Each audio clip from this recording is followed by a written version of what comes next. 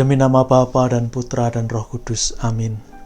Maria diberi kabar oleh malaikat Tuhan bahwa ia akan mengandung dari Roh Kudus. Salam Maria, penuh rahmat, Tuhan sertamu. Terpujilah engkau di antara wanita, dan terpujilah buah tubuhmu, Yesus. Aku ini hamba Tuhan, terjadilah padaku menurut perkataanmu itu. Salam Maria, penuh rahmat, Tuhan sertamu. Terpujilah engkau di antara wanita, dan terpujilah buah tubuhmu, Yesus. Santa Maria, Bunda Allah, doakanlah kami yang berdosa ini, sekarang dan waktu kami mati. Amin. Sabda sudah menjadi daging dan tinggal di antara kita. Salam Maria, penuh rahmat, Tuhan sertamu. Terpujilah engkau di antara wanita, dan terpujilah buah tubuhmu, Yesus. Santa Maria, Bunda Allah, doakanlah kami yang berdosa ini, sekarang dan waktu kami mati. Amin. Doakanlah kami ya Santa Bunda Allah, supaya kami dapat menikmati janji-janji Kristus. Marilah kita berdoa. Ya Allah, karena kabar malaikat kami mengetahui bahwa Yesus Kristus Putramu menjadi manusia. Curahkanlah rahmat-Mu ke dalam hati kami, supaya karena sengsara dan salibnya, kami dibawa kepada kebangkitan yang mulia, sebab Dialah Tuhan dan pengantara kami. Amin. Saudari dan saudara yang terkasih dalam Kristus, selamat sore. Mari kita melanjutkan pesiaran iman kita bersama Bunda Maria. Kemarin kita sudah melihat Maria serta Yusuf membawa bayi Yesus ke bait Allah untuk dipersembahkan sesuai dengan hukum yang berlaku, bahwa setiap anak laki-laki pertama harus dipersembahkan kepada Allah. Yang kedua, Maria juga menyucikan dirinya kembali. Setiap perempuan setelah melahirkan selama 40 hari, dia harus disucikan. Nah, hal yang tak terduga datang. Ketika mereka sampai di bait Allah, datanglah Simeon, orang bijaksana yang mendapat berkat Tuhan, bahwa dia tidak akan meninggal sebelum melihat Sang Penyelamat. Dan ketika Simeon melihat Maria, Yusuf membawa Yesus ke sana, dia dituntun oleh Roh Kudus untuk menyambut mereka. Dan dikatakan dalam Injil Lukas bahwa Simeon menatang bayi Yesus, kemudian bernubuat akan bayi itu. Kemarin sudah saya sampaikan nubuatannya seperti apa. Tapi baiklah, kita dengarkan sekali lagi nubuat Simeon akan Yesus. Lalu Simeon memberkati mereka dan berkata kepada Maria, ibu anak itu, "Sesungguhnya anak ini ditentukan untuk menjatuhkan atau membangkitkan banyak orang di Israel, dan untuk menjadi suatu tanda yang menimbulkan perbantahan. Dan suatu pedang akan menembus jiwamu sendiri, supaya menjadi nyata pikiran hati banyak orang." Ada 4 hal yang dinubuatkan oleh Simeon. Pertama, Yesus sudah ditentukan untuk menjatuhkan atau membangkitkan. Yang berikutnya, bahwa dia akan menjadi suatu tanda yang menimbulkan perbantahan. Dan itu semua agar menjadi nyata pikiran hati banyak orang.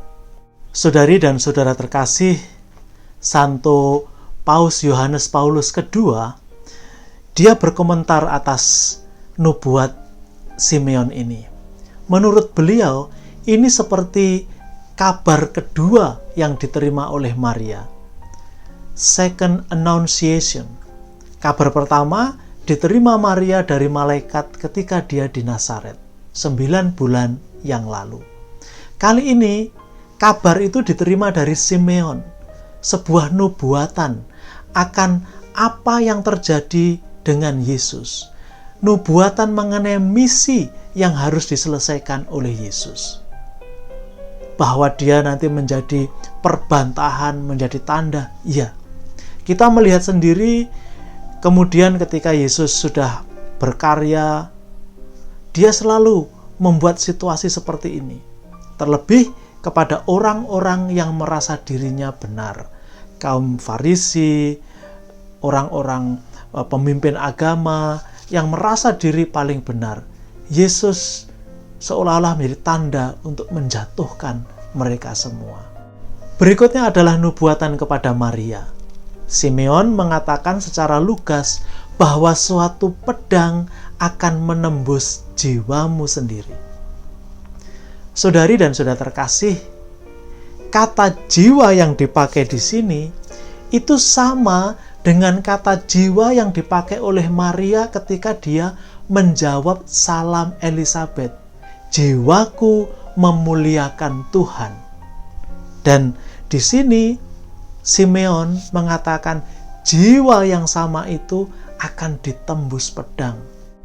Kemarin pada bagian ini saya mengatakan bahwa ini adalah tanda bahwa Maria mau berbagi derita dengan Yesus putranya. Bahwa penderitaan Yesus juga penderitaan Maria juga menembus jiwanya. Pedang yang menembus jiwa selalu digambarkan sebagai peperangan, penderitaan, kesusahan.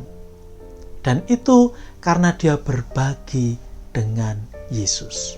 Saudari dan saudara terkasih dalam Kristus, untuk menutup bagian ini, saya mengajak Anda bermenung bersama Mother Teresa, Bunda Teresa dari Kalkuta.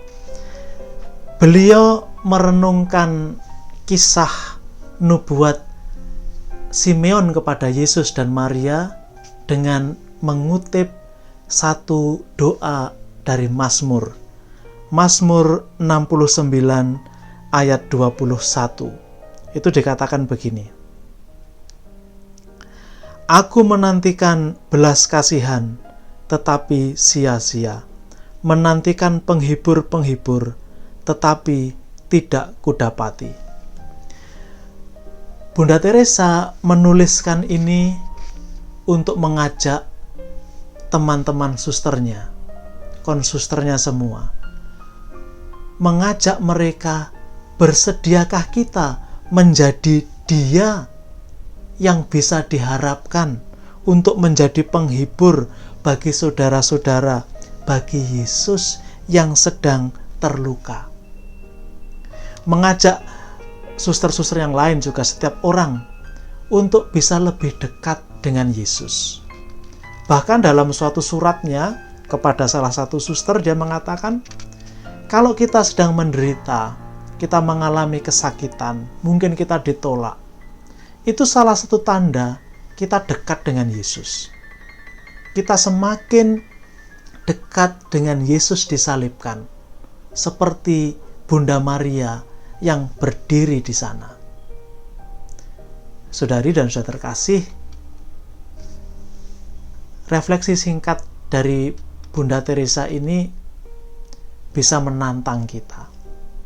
Sebagai seorang pengikut Yesus, kerap kali situasi sulit dan derita tidak bisa kita elakkan.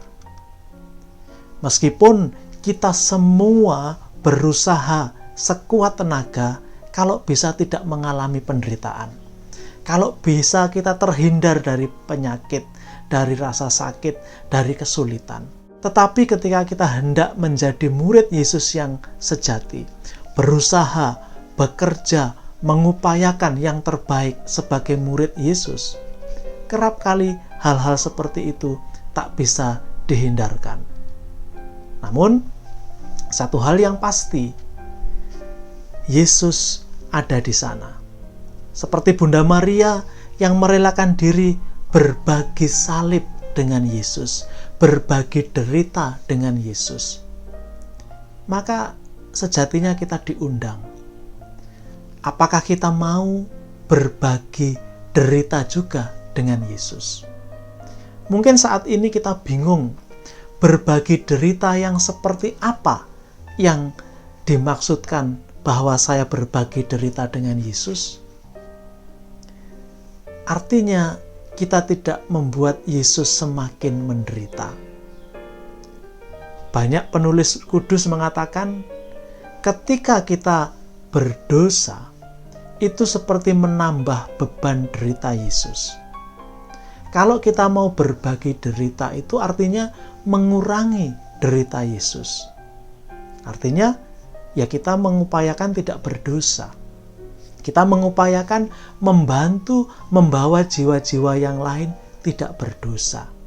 Membantu membawa jiwa-jiwa yang lain datang lebih dekat kepada Yesus. Dan kalau ada kesulitan di depan mata, kita hadapi bersama-sama dengan Yesus. Tidak hanya membiarkan Yesus sendirian, tapi kita juga bersama dengan Yesus. Semoga dalam apapun yang kita buat, seberapa besar atau kecil peran yang bisa kita lakukan, semoga kita bisa berbagi salib dengan Yesus. Tuhan memberkati. Demi nama Bapa dan Putra dan Roh Kudus. Amin.